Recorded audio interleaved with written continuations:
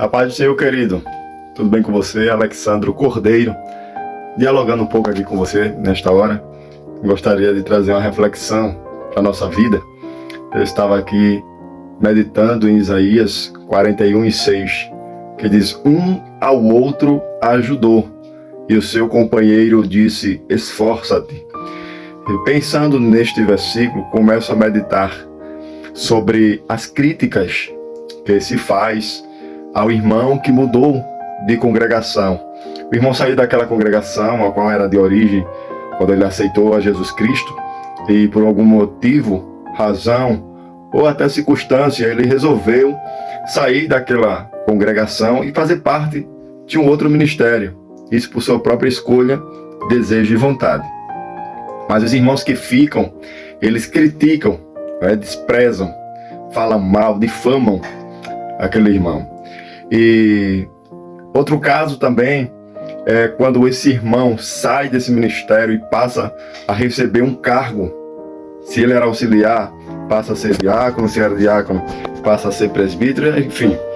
As pessoas elas começam a criticá-lo. As pessoas, em vez, como cristão, de apoiar, de ajudar e agradecer a Deus, elas começam a criticar esse irmão, jogando pedras sobre esse irmão que está na labuta, trabalhando, fazendo a obra, como nós cristãos costumamos dizer, cavando poço, não é assim?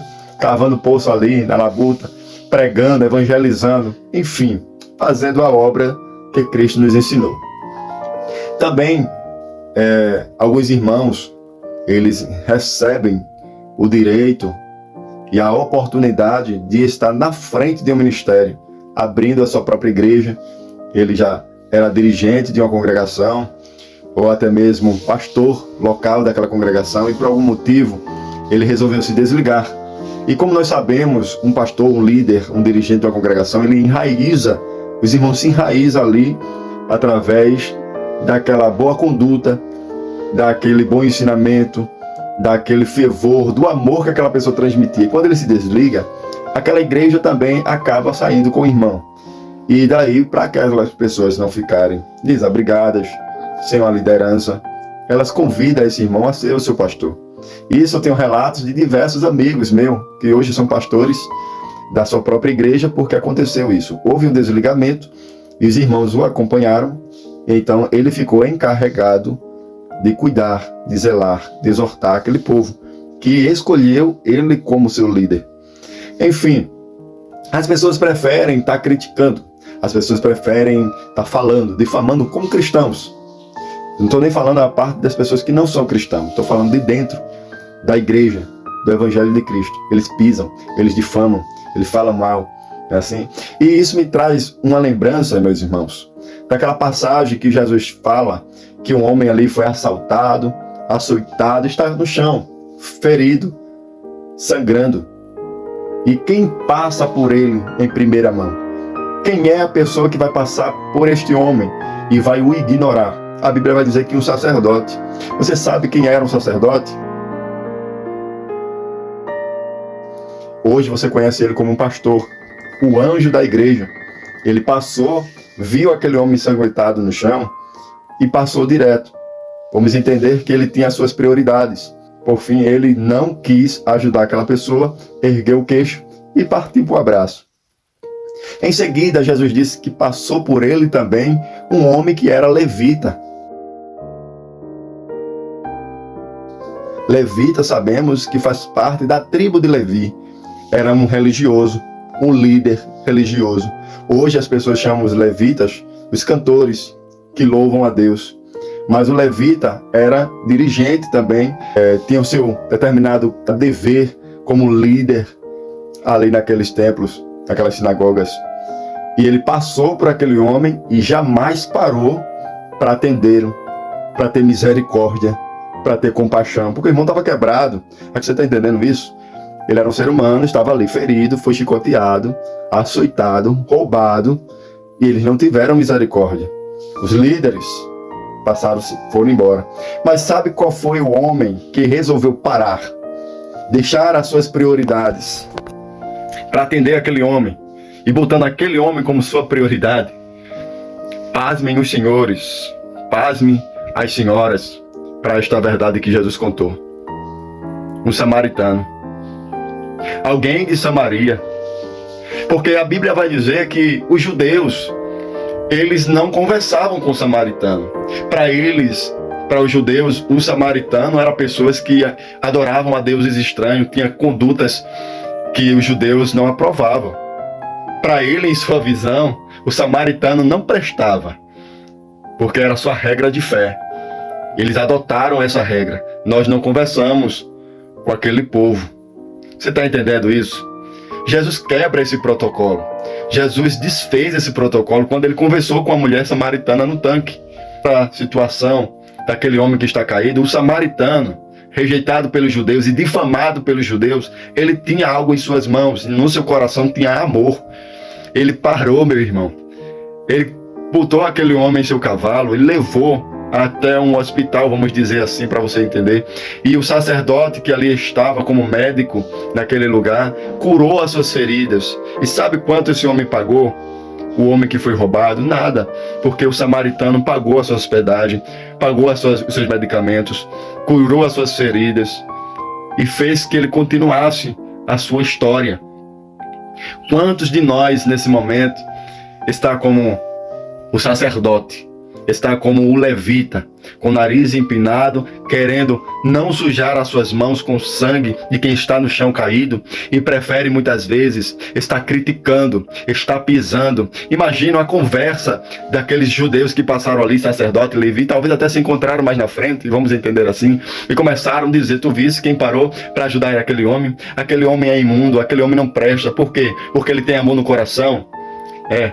Irmãos, é tempo da gente parar. Paulo, ele escreve em Coríntios: se nós julgássemos a nós mesmos, jamais seríamos julgados por outras pessoas, porque nós iríamos nos conduzir à palavra que é dita por Deus. Então, irmãos, abre os teus ouvidos e ouça o que o Espírito diz às igrejas. É tempo de consertar o altar, sim. É tempo de juntar os pés, como muitos pregadores dizem, amém. Mas a verdade é certa e é necessária.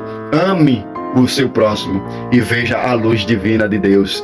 Cuida do irmão que está do teu lado. Dê louvores a Deus. Cante salmos com ele, como a Bíblia nos ensina, porque é necessário que o nosso irmão ele seja alcançado pela graça e pelo poder de Deus que há em Cristo Jesus. Amém? Um ao outro ajudou e o seu companheiro disse: esforça-te.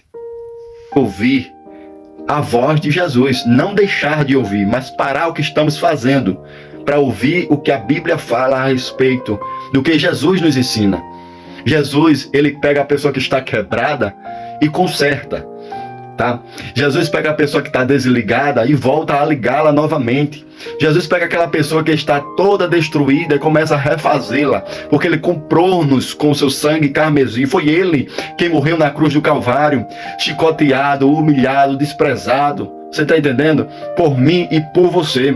Então a única pessoa que pode determinar o fim da tua história chama-se Jesus de Nazaré. A última pessoa e única pessoa que pode determinar se tu vai para o céu ou se tu vai para o inferno é Jesus de Nazaré. A única pessoa que pode conduzir você ao céu não é pastor, não é presbítero, não é diácono, nem auxiliar, e muito menos os cantores da terra. É Jesus de Nazaré. Se ele colocou alguém para te guiar, se ele colocou alguém para te doutrinar, te ensinar, isso é um privilégio que nós temos, irmãos, de receber um líder na nossa vida para nos pastorear, para nos conduzir ao céu. Mas lembre-se que quem te conduz ao céu é a palavra de Deus, dita através dos seus evangelhos, através da Sagrada Escritura, que ela não para de ser pregada. Doa a quem doer. A espada, ela corta tanto de um lado como do outro. Assim como a palavra serve para quem está fora, também serve para aquele que está dentro da congregação. Também para os que estão na nave da igreja, como serve para quem está no altar da igreja.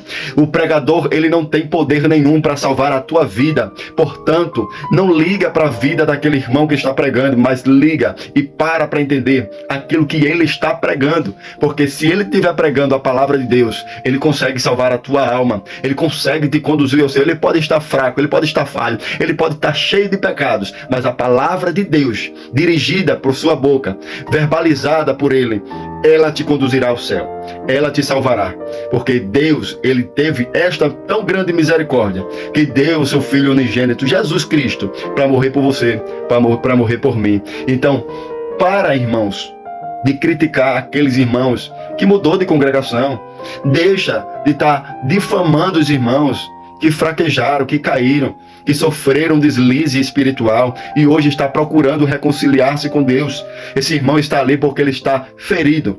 Ele passou por algum descaso em sua vida, por algum dissabor, por algum desamor, por algum luto. Você não sabe a história. Você viu o acontecimento, mas não sabe o contexto. Então, se você não quiser ajudar, também não atrapalha, tá certo? Então a gente fica com o coração ferido, doído, quando a gente escuta relatos de irmãos que crescem o nariz, se achando ser mais santo que o outro. Mas quando a gente vai olhar a vida do irmão, a vida da irmã, a sua vida não é lá essas coisas. Então deixa e fica naquele versículo que